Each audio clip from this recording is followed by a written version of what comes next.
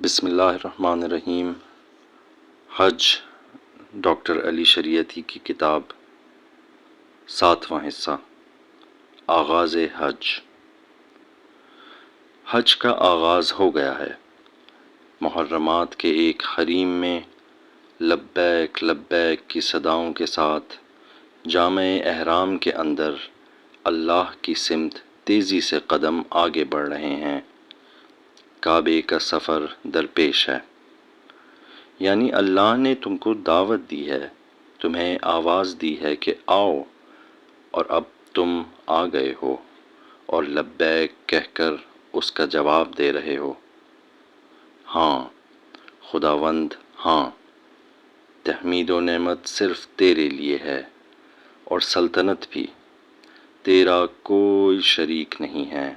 ہاں، حمد، نعمت اور ملک، پھر وہی تین حاکم قوتوں کی نفی، سرمایہ داری، استحصال اور استبداد، تاریخ پر حاکم تسلیط، لومڑی، چوہا اور بھیڑیا، ان مخلوقات پر مسلط کہ جو سب بھیڑ ہیں اور اغنام اللہ۔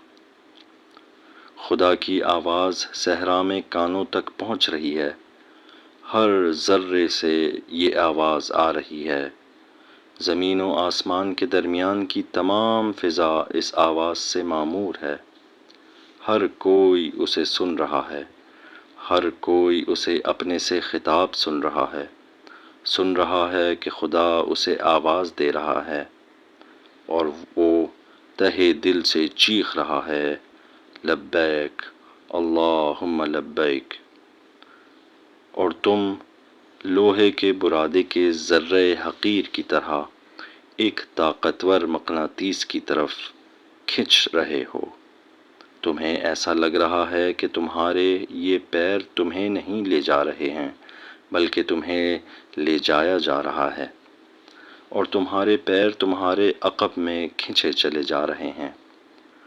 ایسا محسوس ہو رہا ہے کہ تمہارے دونوں بازو دو بھاری شہپروں میں بدل گئے ہیں، اور تم سفید پرندوں کے کسی دل کے ساتھ فضائے بسیط میں اڑ رہے ہو۔ تمہیں معراج ہو رہی ہے اور تم سیمرغ کی طرف جا رہے ہو۔ کعبہ نزدیک آ رہا ہے، اور زیادہ نزدیک۔ تمہارے جوش و جذبے میں ابال آ رہا ہے، اور زیادہ ابال۔ تم اپنے دل کی دھڑکن کو صاف سن رہے ہو۔ ایسا لگتا ہے جیسے کوئی وحشی زخمی جانور اندر سے اپنا سر تمہارے سینے کی دیوار سے ٹکرا رہا ہے اور چاہتا ہے کہ اسے توڑ کر نکل بھاگے۔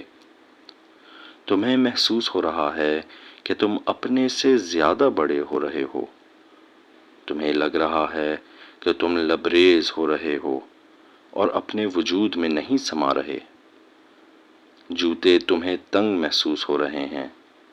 تمہارے بدن ہستی پر لباس کو تنگی ہو رہی ہے۔ اشک آنکھوں میں تھم نہیں رہے ہیں، گویا تم آہستہ آہستہ خدا کے نور سے مملو فضا میں سمائے جا رہے ہو۔ اس کے وجود کو اپنی کھال پر، اپنے قلب پر، اپنی عقل پر، اپنی فطرت کی گہرائی میں، ہر سنگ ریزہ کی چمک میں، ہر چٹان کی پیشانی پر، ہر پہاڑ کی کمر پر، ہر افق کے ابہامی فاصلے میں اور صحرا کی گہرائیوں میں محسوس کر رہے ہو۔ تمہاری آنکھیں دیکھ رہی ہیں مگر صرف اس کو، بس وہی وہ ہے جسے تم پا رہے ہو۔ اس کے سوا ہر چیز موج ہے، کف ہے، جھوٹ ہے۔ صحرا میں عشق برسا ہے اور زمین تر بتر ہو گئی ہے۔ اگر کسی شخص کا پاؤں گلزار میں دھس رہا ہے تو تمہارا پاؤں عشق میں دھسے گا۔ تم جا رہے ہو اور تمہیں محسوس ہو رہا ہے کہ تم نیست ہو رہے ہو، اپنے آپ سے دور ہو رہے ہو اور اس سے قریب۔ ہر شے وہ ہو رہی ہے اور تم بھی سرتا پا وہ اور خود کچھ نہیں۔ ایک بھولی ہوئی یاد کہ جسے تم نے میقات میں اپنے کندھے سے اتار کر اپنے آپ کو ہلکا کر لیا ہے اور اب میعاد کو جا رہے ہو۔ تمہیں محسوس ہو رہا ہے کہ اب تم نہیں ہو، ذوق و شوق کا ایک پارہ ہو اور بس صرف ایک حرکت ہو، صرف ایک جہت ہو۔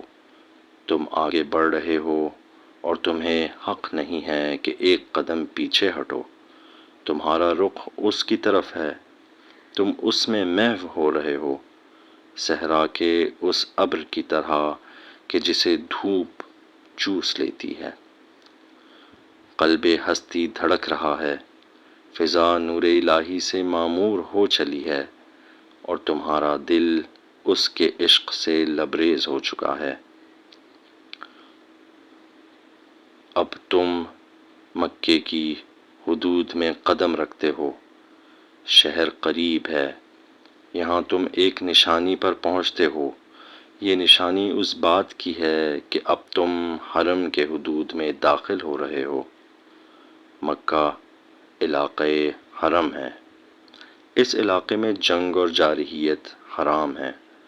جو بھی دشمن کے ہاتھ سے بھاگ کر اپنے آپ کو حرم میں پہنچائے اسے امان حاصل ہے۔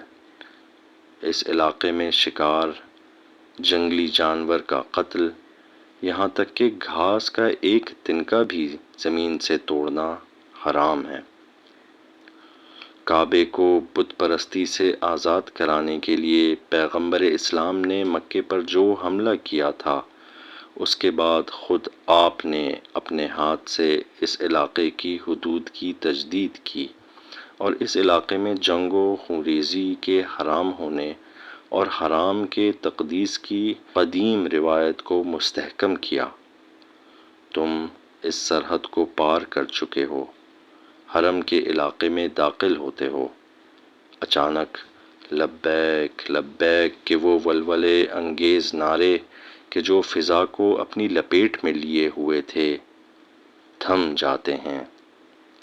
سکوت، خاموشی، گویا کہ تم پہنچ گئے ہو محضر الہی میں، حدود امن میں، حرم خدا میں۔ ایک سکوت، تمہارے قدم رکتے نہیں ہیں، کعبے کا شوق تمہیں تڑپا رہا ہے۔ اور اب شہر، بالکل پیالہ نما، ایک بڑا پیالہ کہ جس کے اطراف کی دیواریں پہاڑی پہاڑی، ہر شاہراہ، ہر سڑک، ہر گلی یا کوئی درہ ہے یا کسی پہاڑ کا شگاف ہے یا گھاٹی ہے جو ہر طرف سے اپنے آپ کو اس عظیم کوہستانی نشیمن کی سطح سے ملاتی ہے۔ یہ مسجد الحرام ہے اور اس کے بیچ کعبہ۔ شہر کے کوہستانی پیچ و خم سے گزر کر تم قدم بقدم کعبے سے قریب تر ہوتے ہو، نشیب میں اترتے ہو اور ایک بے رنگ اور بے نام و نشان جمع غفیر میں کھو جاتے ہو، بالکل اس سیلاب کی طرح جو درے کی بالائی سطح پر واقع شاہراہ کے راستے درے کی گہرائی میں مسجد الحرام سے گزر رہا ہے اور تم ایک قطرہ ہو، قدم بقدم نیچے اتر رہے ہو اور عظمت قدم بقدم تم سے نزدیک ہو رہی ہے۔ بقول میرے ایک ذی فہم صاحب ادراک ہم نوا کے، ہمیں ہمیشہ اس بات کی عادت ہو گئی ہے کہ ہم اونچائی کی سمت صعود کریں، صعود میں بالائی اور بلندی کی سمت حرکت میں عظمت پائیں، خاص طور پر اس وقت جب عظمت الہی ہو، جب بات ملکوت الہی سے ہو۔ مگر یہاں اس کے برعکس، تم جتنا نیچے اترو گے، بلندی سے جتنا نیچے آؤ گے، خدا سے نزدیک تر ہوگے۔ یعنی فروتنی اور خشوع میں یہ سب کچھ ہے کہ تم شکوہ و جلال تک پہنچو، یعنی بندگی سے بلندی تک، یعنی تم خدا کو آسمانوں اور اس سے پرے نہ ڈھونڈو، اسی خاک میں، اسی زمین پست میں، سنگ و سخت مادیت کے عمق میں اسے ڈھونڈا اور دیکھا جا سکتا ہے۔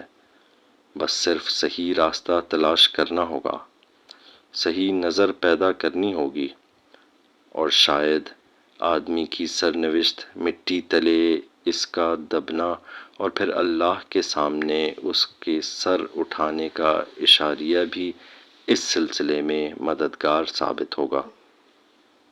کعبہ قریب ہے، سکوت، سوچ، عشق، ہر قدم شیفتہ تر، ہر نفس ہراساں تر، اس کے حضور کا وزن لمحہ بلمحہ سنگین تر۔ جرأت نہیں کرتے کہ پلک تک جھپکو، کھینچی ہوئی سانس باہر نہیں نکلتی۔ تم اپنے مرکب پر، اپنی گاڑی کی سیٹ پر جمے کے جمے رہ گئے ہو، منہ سے کچھ بولا نہیں جاتا۔ سکوت، حیرت، شوق، اور کس قدر اگلی منزل کی طرف متمائل، سراپا نحو تماشا، آگے کی سمت آنکھیں جمی ہوئی اور سامنے قبلہ۔ دیدار کا صبر اور اس وقت کا جھیلنا کتنا بھاری ہے، اتنی بلند عظمت کا دیدار کتنا دشوار ہے۔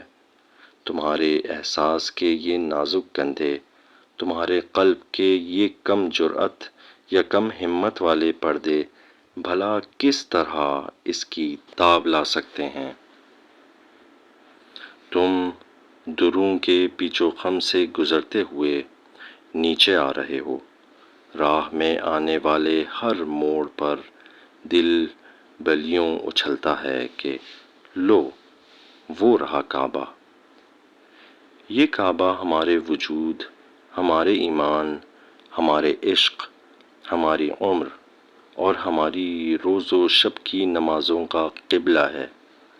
ہر صبح، ہر دوپہر، ہر شام، ہر مغرب اور ہر عشاء ہم اسی کی سمت نماز ادا کرتے ہیں، اسی کی سمت چلتے ہیں، اسی رخ پر دفن ہوتے ہیں۔